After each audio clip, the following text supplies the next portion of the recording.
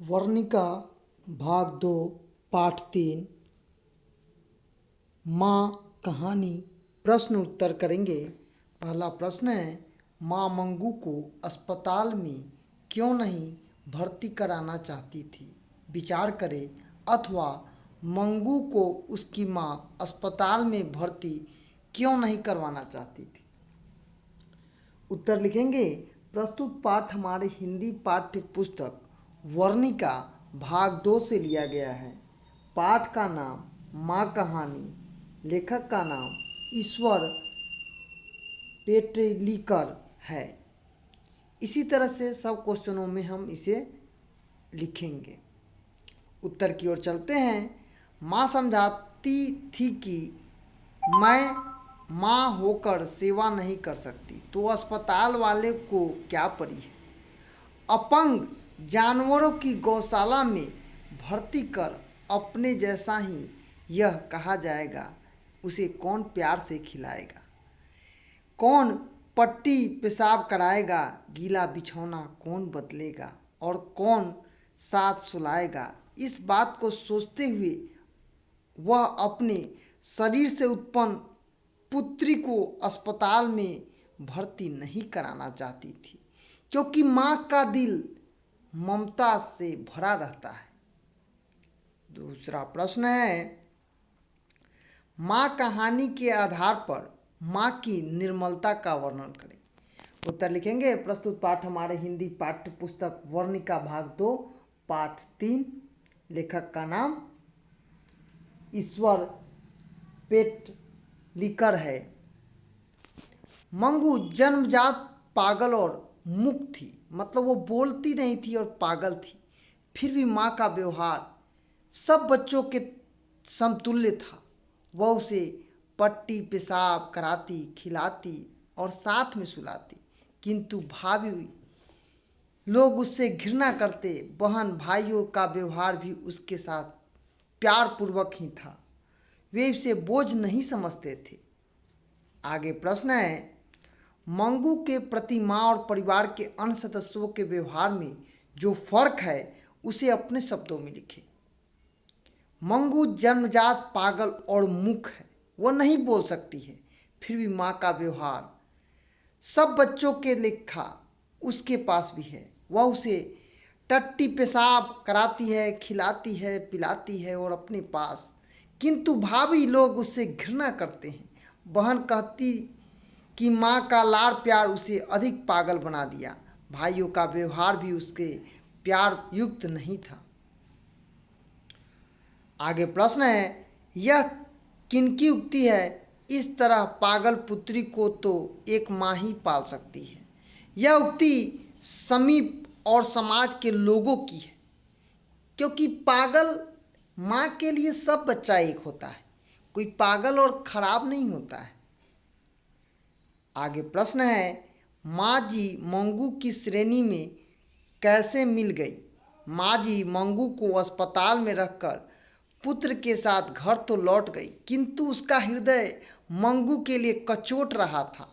यह सब दिन साथ ही बेटी के बिना एक पल वह नहीं रही है। अंतर्द्वंद उसे एक पल भी शांत नहीं रहने दे रहा है। मंगू की चिंता ही माँ जी को मंगू की श्रेणी में ला देता है, अर्थात वह सोचते समझने की शक्ति खो देती है। आगे हम लोग दीर्घोत्तरीय प्रश्न करेंगे। कहानी के शीर्षक की सार्थकता पर विचार करें। उत्तर लिखेंगे। प्रस्तुत पाठ हमारे हिंदी पाठ्य पुस्तक वर्णिका भाग 2 से लिया गया है। पाठ का नाम माँ कहानी है। लेखक इस कहानी का शीर्षक माँ है। संपूर्ण कहानी में माँ के प्रेम और अगाध प्रेम उस गूंगी और पागल बेटी के ऊपर है। एक माँ अपने अपंग और पागल पुत्री मंगू को बड़ा प्यार करती है, सेवा करती है, सर्वदा चिंतित रहती है। शीर्षक की एकदम सही घटना पर आधारित है। घटना स्थान के आधार पर और पात्र के आधार पर होते हैं। यहाँ कथाकार ने इस कहानी में माँ की जो प्रधानता होती है, जो ममता होती है अपने पुत्रों और पुत्रियों के लिए, वह सब इस कहानी का शीर्षक के रूप में एकदम उपयुक्त है। अतः माँ कहानी अपने सार्थकता को पूरा करता है। कुसुम के पागल में सुधार देख मंगू की प्रति माँ परिवार और समाज की प्रतिक्रिया को अपने शब्दों में लिखें। उत्तर लिखेंगे। प्रस्तुत पाठ हमारे हिंदी पाठ्य पुस्तक वर्णिका भाग 2 से लिया गया है। पाठ का नाम माँ कहानी। कुसुम ठीक होकर घर आई। वह सारा गांव उसे देखकर उमड़ पड़ा और सबसे आगे माँ जी थी। कुसुम को ठीक ठाक देख माँ जी को हर व्यक्ति सलाह देने लगा, माँ जी आप भी मंगू को एक बार अस्पताल में भर्ती कर दो तो देखो यह जरूर अच्छी हो जाएगी। कुसुम से घर पर बात होने के बाद माँ का अस्पताल के प्रति जो घृणा गांठ पड़ा था वह खुल गया और वह एक बार यह सोचकर कि ठीक नहीं होगी तो उसे घर ले आएंगे, इसलिए वह अस्पताल ले जाने के लिए तैयार हो जाती है। तीसरा प्रश्न है, मंगू जिस अस्पताल में भर्ती की जाती है उस अस्पताल के कर्मचारी व्यवहार कुशल हैं या संवेदनशील हैं। उत्तर लिखेंगे। प्रस्तुत पाठ हमारे हिंदी पाठ्य पुस्तक वर्णिका भाग 2 से लिया गया है। पाठ का नाम माँ कहानी है। मंगू जिस अस्पताल में भर्ती की गई है उस अस्पताल के कर्मचारी व्यवहार कुशल हैं। रोगियों और अभिभावकों के साथ वह बड़े अच्छे ढंग से पेश करते हैं, अपने आप को इससे अच्छी तरह समझते हैं और व्यवहार में लाते हैं।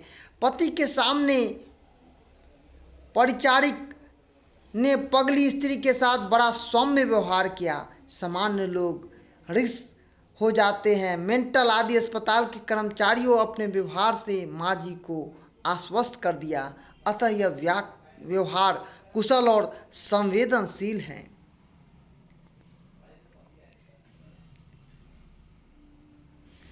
आगे प्रश्न है, इस कहानी के द्वारा कवि क्या संदेश देता है।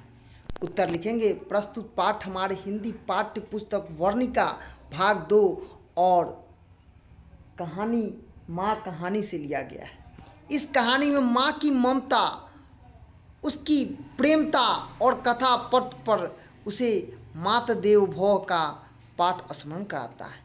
माँ की सेवा, बलिदान और त्याग की इस कहानी के लिए माँ उसे ममता को प्राप्त करने के लिए ही है।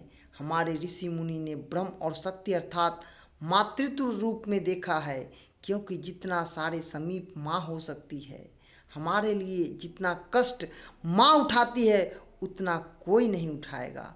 अतः इसे मनसा वाचा कर्म भक्ति होना चाहिए।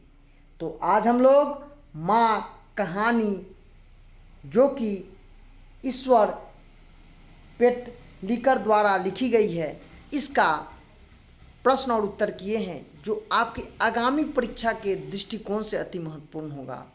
तो चैनल को लाइक कीजिए, सब्सक्राइब कीजिए। जय हिंद, जय भारत।